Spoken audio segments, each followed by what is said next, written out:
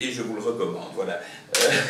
On va passer à un autre artiste maintenant. Alors là c'est plus nouveau, quelque part c'est plus excitant toujours quand c'est plus nouveau, même si l'artiste, on le connaît un peu mieux depuis 2 ans maintenant, depuis que Gal Costa a sorti son album Estratosférica après Recanto.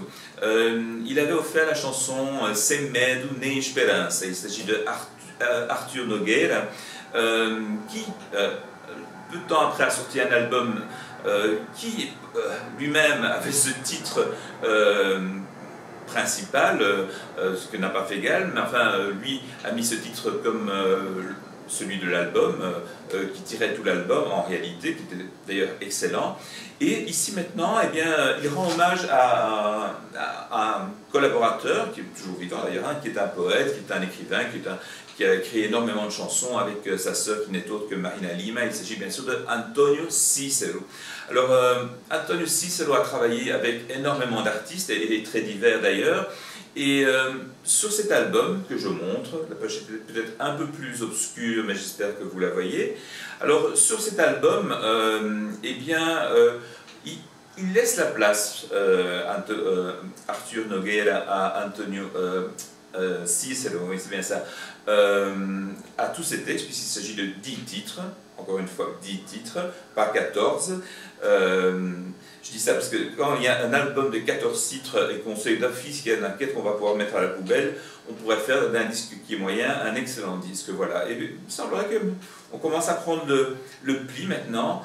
C'est peut-être la vision du retour du vinyle qui fait ça, puisque évidemment le vinyle ne permettait pas de mettre un nombre énorme de chansons sur les deux faces. Voilà. Alors ici alors il y a une chanteuse qui est associée beaucoup avec l'œuvre de Antonio Cícero et de Wallis Salomon également, qui est un autre parolier très important. C'est Adriana Calcanhoto, et il y a une symbiose très forte. Bon, il faut dire qu'Adriana Calcanhoto s'est surpassée très souvent quand elle avait un collaborateur, un lettriste, comme on dit ici, de grande qualité, comme ce sont Antonio Cícero ou encore Wallis Salomon.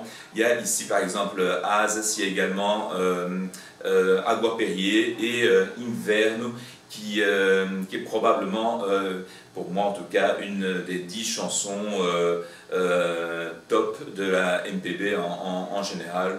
Bon, je ne parle même pas d'Adriana Calcanhoto, qui pour moi a toujours été une artiste un petit peu d'exception, voilà, qui m'a un peu toujours porté chance. Enfin, ça c'est une question tout à fait personnelle. Mais dans cet album, il n'y a pas seulement des compositions d'Antonio Cícero et d'Adriana Calcanhoto, il y a également des compositions de Frejá, de Lulu Santos. C'est un peu dommage d'ailleurs que le single, c'est O Último Romântico, dont Cícero avait fait le texte, parce que c'est loin d'être le meilleur titre du disque.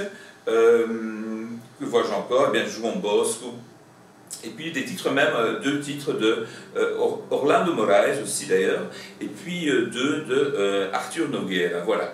Donc l'habillage est électronique en général, mais de manière intelligente, l'électronisme est mis au service de la chanson, est mis au service de l'interprétation, et l'album est vraiment passionnant, quoi. Et encore une fois, les 10 titres font beaucoup pour cela.